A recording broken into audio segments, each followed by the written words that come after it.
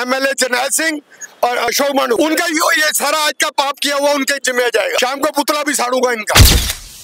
MCD का आज इतना डर कि तिलक नगर की दुकान पूरी बंद। दिल्ली के तिलक नगर मार्केट में आज आया जेसीपी का बुलडोजर। दुकानदार काफी खुश हुए कि मार्केट में सारी रेडी पटरी हटाई जाएगी। पिछले 3 महीने से डिस्कशन हो रही थी कि रेडी पटरी वालों ने रोड भी बंद कर दिया है, 20-20 फुट आगे हो गया है।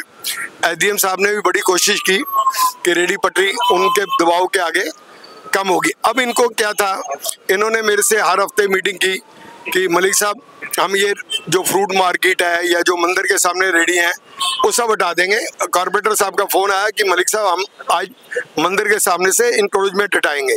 वो तो हटाई नहीं, दुकानदारों के छज्जे तोड़ने लग गए। लेकिन उन्हें क्या पता था कि उनकी दुकान पर ही पीला पंजा चल जाएगा। जब दुकानदार अपनी दुकान में पूजा कर रहे थे तभी मार्केट में अचानक हड़कंप मच गया।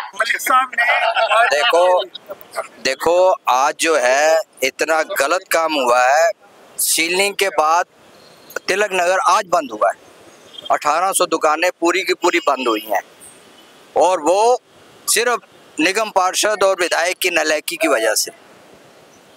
इन्होंने कुछ कहा, 2 दिन का फोर्स मांगी, हमें बताया नहीं।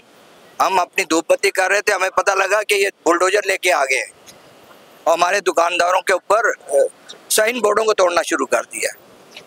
अगर एक हम अगर ना रुकवाते, मलिक साहब ना आते, मलिक साहब हमारे फेडरेशन के भी चेयरमैन है और मंदिर के भी चेयरमैन है।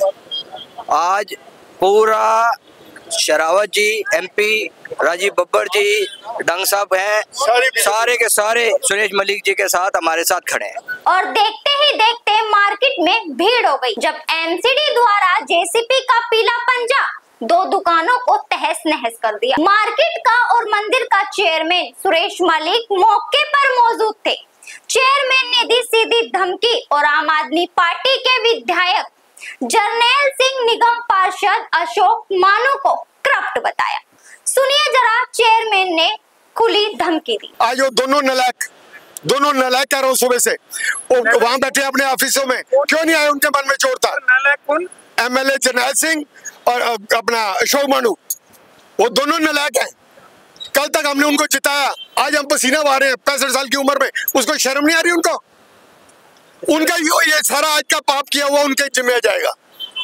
आज के बाद तिलक नगर में आप पार्टी का कोई नाम नहीं लेगा। शाम को पुतला भी साड़ूंगा इनका। अब जो सभी की एकता ने एकजुट दिखाया और उसके बाद ये आज का प्रोग्राम ये कैंसिल हुआ, ये इसमें किसका सही? सब देखो, सारा सुरेश को जाता है।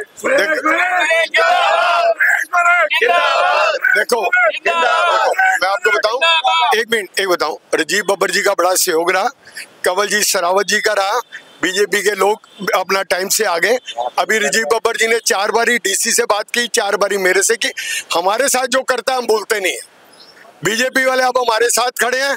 अब तिलक नगर में सिर्फ बीजेपी चलेगी, आप पार्टी का ये बात सच है। सारे दुकानदार इकट्ठे हैं, एक ही मत है। दिल्ली के अंदर इस प्रकार से नहीं होगा जब तक इनके किसी चीज की व्यवस्था नहीं होती। ये बात हमारे सीएम से भी हो गई, हमारा तय है कि तोड़ फोड़ कर दो। 2 फुट छज्जे बचाए, ये 50 साल से हैं, एक दिन में कैसे तोड़ देंगे? यही पटरी का सुप्रीम कोर्ट का ऑर्डर, हम बात करेंगे।